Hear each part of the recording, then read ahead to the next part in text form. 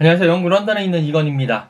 자, 간밤 현지 일면 8월 14일 어떤 소식들이 영국 신문을 장식을 했는지 살펴보도록 하겠습니다. 일단 영국 신문들 대부분이 맨체스터 유나이티드의 무너진 모습을 집중 조명하고 나섰습니다. 맨유가 사실 1라운드에서 브라이튼을 홈으로 불러들였죠. 거기에서 이제 1대2로 지면서 좀 흔들리는 모습을 보였는데, 사실 뭐 1라운드는 1라운드일 수 있기 때문에 그럴 수 있다 라고 봤어요. 그런데 2라운드 브렌트포드 원정에서 무려 4골을 허용하면서 0대4로 지고 말았습니다.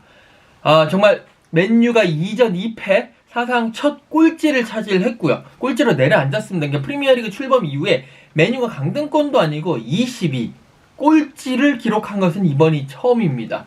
데헤아의 실수를 조명을 했고, 특히나 크리스티아노 호날두의 또 탄식하는 모습을 보통 일면에 이렇게 내세우면서 그만큼 맨유가 흔들리고 있다라는 것을 보여줬습니다. 이 경기 사실 저도 그냥 경기를 계속 봤었는데, 정말 전반에만 4골을 내주면서 무너지는 모습, 맨유의 추락은 어디까지 떨어질 수 있을까? 어디까지인가? 라고 가늠도 못할 정도로 정말 맨유가 계속 추락하는 모습을 보였어요. 첫 번째 골 데헤아의 실수가 가장 컸고요. 충분히 막을 수 있었던, 잡을 수 있었던, 아니면 쳐낼 수 있었던 그런 평범한 중거리 슈팅인데, 그거를 알을 까면서, 이쪽으로 알을 까면서 골을 허용하고 말았고요. 두 번째 같은 경우에도 그 빌드업 상황에서 왜 갑자기 데헤아가 거기에서 아예 그 상대가 압박에 들어갔으면 뻥 질렀어야 되는데, 거기서 왜 크리스티안 에릭센에게 패스를 해줬는지, 결국 그것이 크리스티안 에릭센이 패스를 했고, 그리고 옌센에게 볼을 빼앗기면서 결국에는 두 번째 골, 그 두 번째 실점이 맨유의 0대4 패배에 가장 큰 단초를 제공했다라고 보실 수가 있겠습니다. 맨유가 이렇게 프리미어리그 사상 처음으로 20위까지 떨어지니까요, 영국에 있는 입 있는 자들은 정말 모두 맨유를 비판하는 그런 모습이었습니다. 중요한, 그리고 이 축구계에 영향을 많이 끼치는 선수 출신의 해설가들의 이런 이야기들을 모았는데, 게리 네빌 같은 경우에는 글레이저 가문이 이제는 이 팀을 떠날 시기이거나, 아니면 글레이저 가문이 뭔가 이 플랜을 얘기를 해야 되는, 설명을 해야 되는 시간이 왔다라고 압박을 했고요. 제이미 캐러 같은 경우에는 마르티네스를 5천만 파운드 주고 데리고 온 거는 확실히 틀렸다, 확실히 잘못됐다 라는 것을 이제 입증했다 라고 말을 했습니다. 그리고 이제 제이미 레드넥 같은 경우에는요, 맨체스터 유나이티드의 정말 큰 고통의 시간이다 라고 이야기를 했고요. 게리 리네커 같은 경우에는 이 맨체스터 유나이티드가 이날 입었던 그 셔츠를 이야기를 하면서, 야, 저 맨유 키트, 저 셔츠, 이 키트가 다 두 번 다시 이 세상에 나올 수 있겠느냐, 그만큼 이제 0대4 대패를 했기 때문에 그만큼 부끄러운 키트다라는 뭐 그런 의미겠죠. 다시 세상에 나올 수 있겠느냐라고 이야기를 했고요. 데헤아는 자신의 잘못을, 자신의 실수를 인정을 했습니다. 나 때문에 승점 3점을 놓쳤다, 내가 승점 3점을 놓치고 패배의 원흉이다 라고 이야기를 하면서 오늘 정말 끔찍한 날이다 라고 이야기를 하는 그런 모습이었습니다. 맨유 팬분들은 정말로 이 경기 큰 그런 아픔이 될 것 같고요. 맨유 팬분들 입장에서는 이거를 빨리 이렇게 추스려가지고 맨유가 다시 제 궤도로 올라오기를 바라고 있을 것 같습니다. 이제 아무래도 8월 13일에 프리미어리그 2라운드 경기가 열렸었기 때문에 거기에 대한 여러가지 기사들, 여러가지 스토리들이 영국 현지 신문을 장식을 했습니다. 맨유가 그렇게 추락한 거 반면에 맨시티는 완전히 계속 펄펄 날고 있습니다. 2라운드에서도 이제 맨시티의 홈인 에티하드 스타디움에서 개막전을 펼쳤죠. 본머스를 상대로 4대0 대승을 거뒀습니다.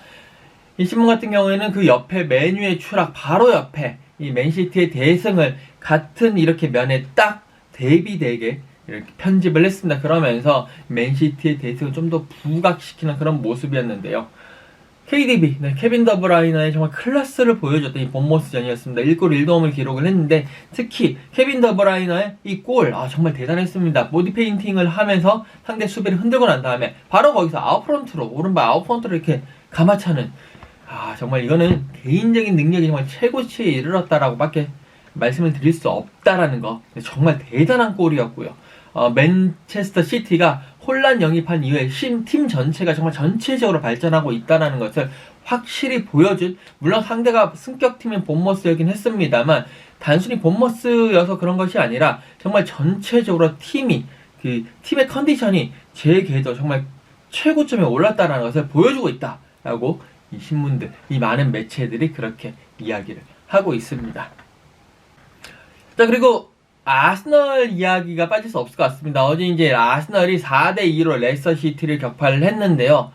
이날 아스널의 이제 2라운드 홈경기 첫 개막전이었습니다. 1라운드에서는 크리스탈 팰리스에 가서 원정 경기를 했었으니까요. 아스널이 정말 4대2를 했는데 제수스가 대단했습니다. 2골 2도움을 기록을 하면서 맨시티에서 그렇게 많은 주목을 받지 못했던 제수스가 아스널로 넘어가고 난 이후에 정말 대단한 모습을 보이고 있다. 아스널에 딱 맞는 그런 스트라이커다라는 그런 이야기와 함께 제수스가 사실 이게 그쪽 포르투갈 브라질 쪽으로는 제수스지만 이게 사실 영어로 읽으면 지저스거든요. 예수님이라는 그런 뜻인데 이 썬데이 미러 같은 경우에는 지저스 트와이스 슈퍼스타, 그래서 지저스 크라이스트 슈퍼스타라는 그 뮤지컬 있잖아요. 거기에 2골을 넣었다는 거지 합성을 해가지고 그런 언어 유희를 하면서 제수스의 대단한 능력을 칭찬을 했습니다.